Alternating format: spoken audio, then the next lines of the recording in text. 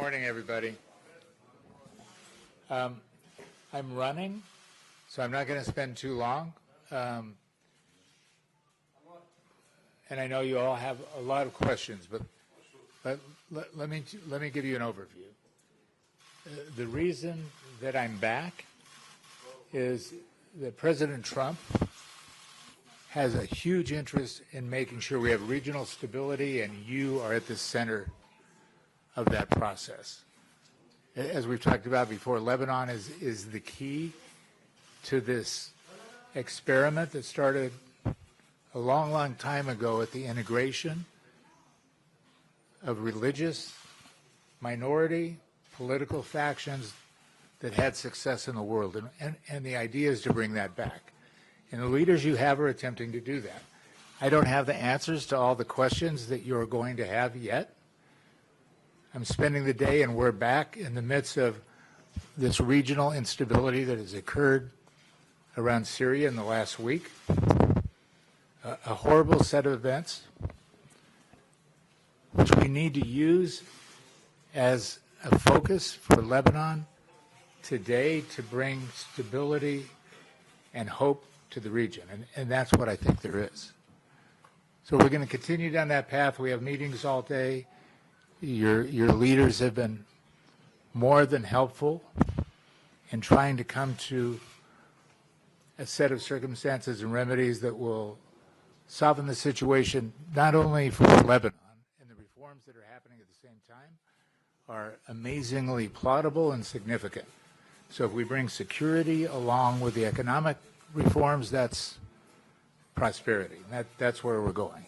I'll take a couple of questions and I have to go.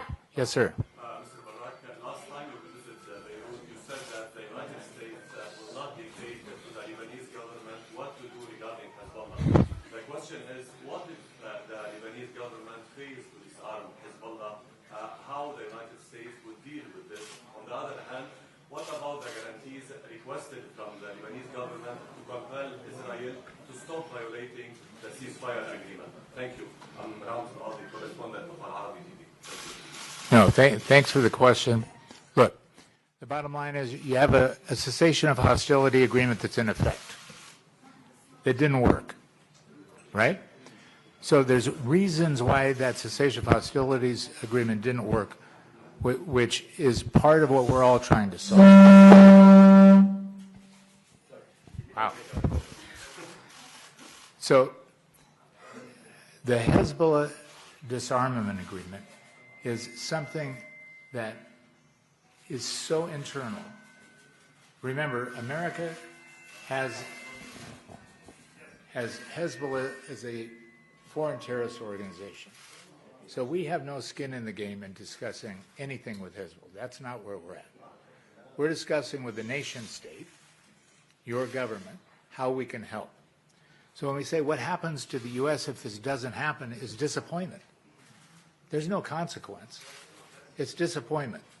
We're here trying to help, trying to influence, trying to usher, trying to bring calm minds together and use our influence on all sides, just influence, to get back to the model that you all want to see, which is a better life for your kids, prosperity, and peace all around us in a very difficult environment. But there's no consequence, there's no threat, there's no whip. We're here on a voluntary basis trying to usher to a solution. That's it. What about the guarantees requested by the Lebanese government? I don't know what guarantees you're talking about. Compel Israel to stop violating the ceasefire agreement. Well, we can't compel Israel to do anything, can we?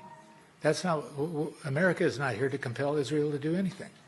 We're here to use our influence to bring calm minds together to come to a conclusion. The U.S. has no business in trying to compel Israel to do anything. We're here, as I said 100 times, to help you come to a conclusion with your neighbors, and it's not just Israel. There's other conditions and components, and it's up to you. It's up to the government. It's up to all of you. When you're fed up with, tribal rivalries, when everybody is finally come to the conclusion that there has to be a better understanding with your neighbors as to how you live. America can only influence. We're not going to have more boots on the ground in an adversarial nature anywhere. We're just not going to do it. So Yes, sir. If the Lebanese government does not enforce or not hand over his weapons, do you have any plans, the United States, they have any plans to impose some sanctions against the Lebanese officials? Look, that's way outside of the scope of anything we're thinking at the time. The sanctions against Lebanese officials and the way sanctions are levied is a very complicated matter. It's always something that's available. It's not within the scope of anything we're thinking at the moment. What we're trying to do is to bring peace and tranquility to the process, not add more logs on a fire. That's right. Excuse me, Mr. Barrack. Some have spoken of two documents. One reportedly received from President Aoun, and another from the Speaker of Parliament, containing Hezbollah remarks. How accurate is this information? I have not seen one Hezbollah remark, but I'm sure that for me it wasn't a welcome wagon. What's the Barrack? Yes. AFP will agree AFP Lebanon and Syria correspondence. So I will ask about Syria. Since everybody asked about Lebanon, how does Washington view the developments in southern Syria? I'm sorry, I can't hear you. Could you speak into maybe the mic? How does Washington view the developments in southern Syria? And are these developments affecting the trust that the Trump administration has placed in Syria's new authorities, especially when it comes to protecting minorities and controlling the overall security situation in the country?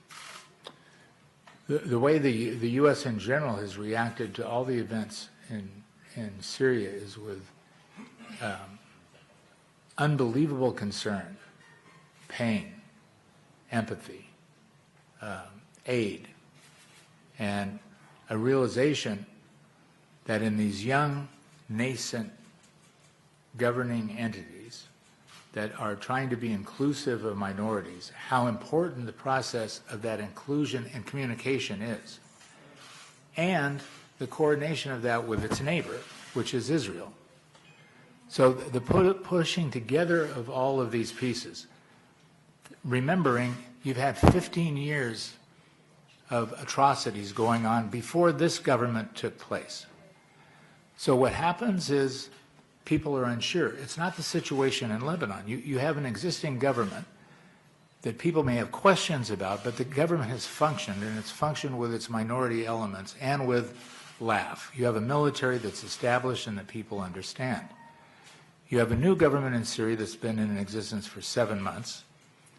You have existing minorities and tribes that have lived most of their children's lives in chaos in another government. So when things happen, they resort to their tribe. It's individual, family, tribe, and then nation last. So what's happened is horrible. It's unthinkable. And the hope is that out of this, a consolidation of these issues occurs quicker. But you have a Syrian government in effect. They need to be held accountable. They also need to be given the responsibility that they're there to do. And part of these problems was a communication amongst all these entities that just did not function. I'm going to have to leave. If you want me to help, I need to leave to go to the next meeting. So thank you so much.